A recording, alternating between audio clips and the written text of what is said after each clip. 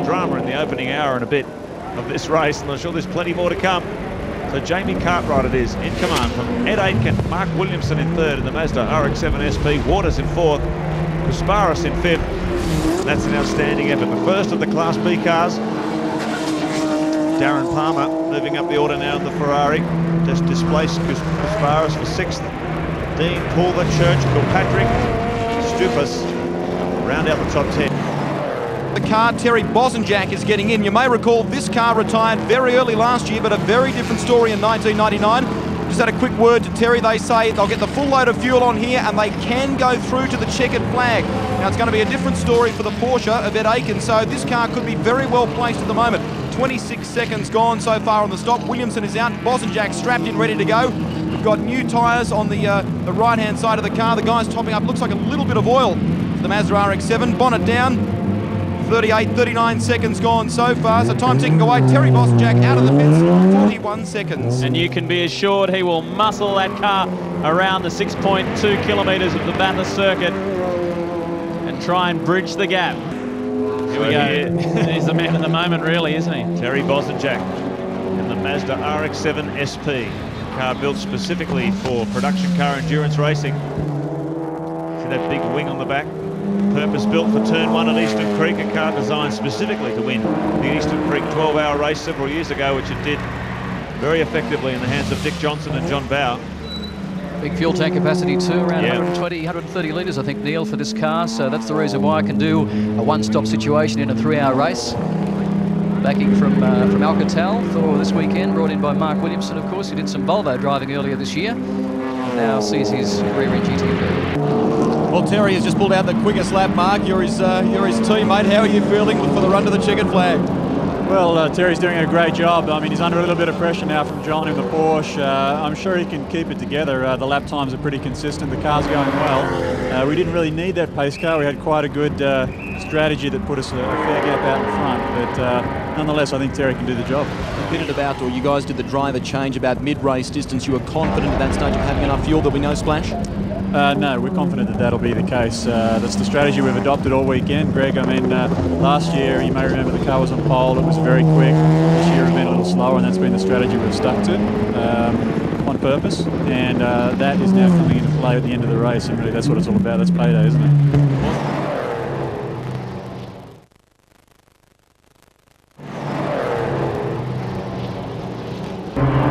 So time now running out. Bosanjak still the race leader in the pool right. 3-hour showroom showdown from Mount Panorama. Faulkner in the Porsche. Second spot, yes, he's done a 227.8, I think it is. I'm sure, John, on that previous lap he was held up in traffic. Must have been, but the gap now is 7.6 seconds, but he's going to run out of time, nothing sure, unless Bosanjak strikes some serious problems. But the Mazda looks like it's still running very well.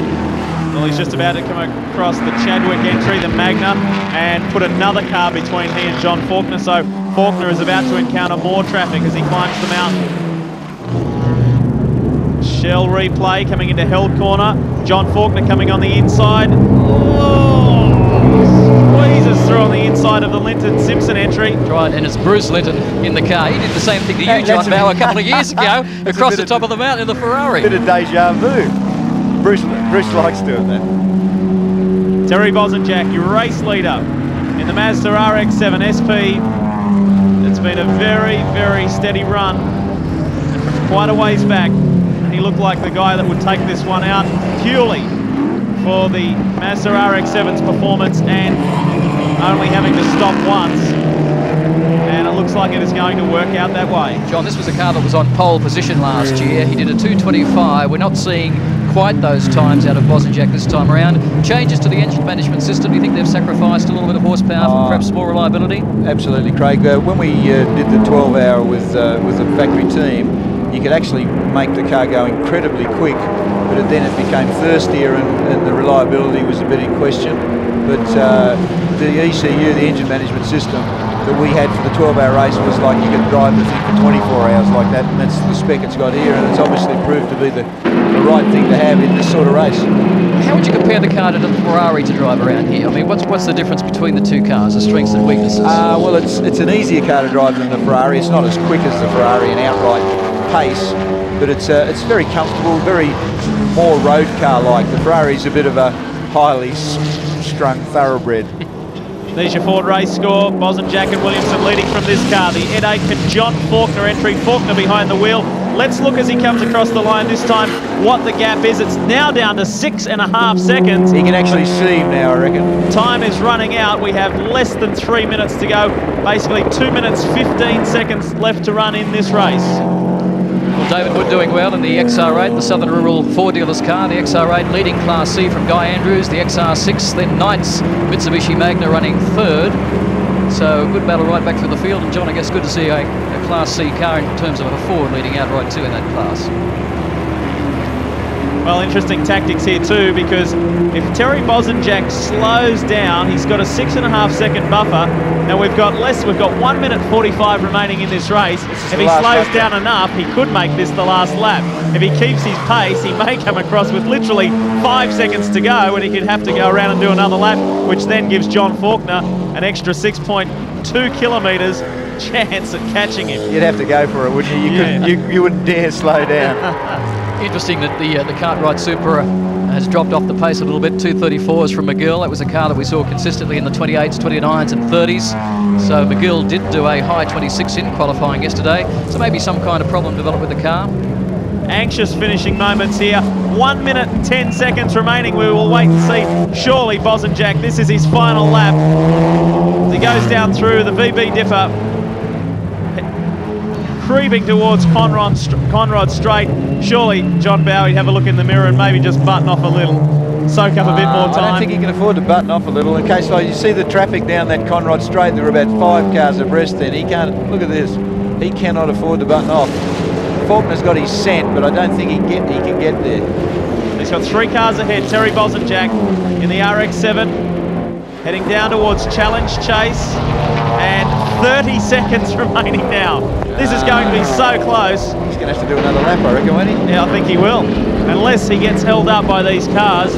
Looking out at the commentary box, can't quite see where the start-finish line is. We're just a little too far up pit lane. But there you can see 15 seconds remaining. It will be so close on whether Terry Bosanjak has to go around and do another lap or not. He's going to have to do another lap.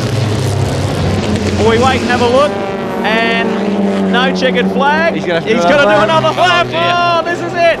And John Faulkner will be chasing hard. The gap is only 4.2 seconds. There is Faulkner, the yellow car, third in line. This will be a frantic last lap. Can John Faulkner catch? And this is where you don't want a bunch of traffic in front of you, John Bow. The sweat would be rolling into Boss's eyes at the moment. Well, he missed the checkered flag by just 4 seconds, and that is the same margin that separates these guys 1 and 2. John Faulkner flashing the lights, puts the lights on the Porsche 911 on to indicate to the slower drivers he is on a charge. He's coming up on David Ratcliffe's Toyota Camry.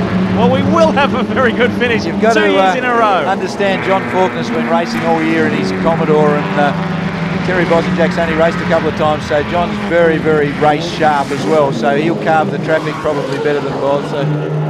Well, last time around, Boz did a 228.7, Faulkner a 226.5. Coming up behind the Longhurst Andrews Class C car as Faulkner goes past. Guy Andrews doing a good job there, giving Faulkner racing room. Coming up on, looks like, is it Peter Boylan and Ross Palmer car, the Quirks Mitsubishi Evo 5. Lost some time there. Yeah, big time. Big time. Look at this. Oh, dear. Whoa, thanks, Ross. Good on you, Ross. That's about it. John Faulkner will not catch Terry Bosanjak. No way. No. The traffic's taking care of that. He's still behind. Oh, look, he's boxed what in. A joke. Oh, dear. I mean, this is unbelievable. Well, I think, honestly, the self-control that John Faulkner's showing now, I think he should get a knighthood. Not something you do, JB? I've got some self-control, but I think I would have lost a bit by then. well, Last year I had to blow the horn on them. John Faulkner was in with a chance of catching Terry Bosanjak. It would have been close. We've just been advised that we understand they may well have declared the race. The checkered flag did get hung out. Just being advised by race control. It was put out accidentally. The checkered flag has been taken. Oh, well. Just been advised from race control. How about that? We got all excited about this last lap for nothing. Terry Bosanjak and Mark Williams How on can you put a screen. checkered flag out accidentally? I thought you had done roll it and actually hang it over the fence. And wait for someone to tell you to put it out. Yes, exactly. Nonetheless, what a great run by these guys. The Mazda RX-7, Fantastic. Terry Bosanjak will win the full ride 3-hour showroom showdown. Well done.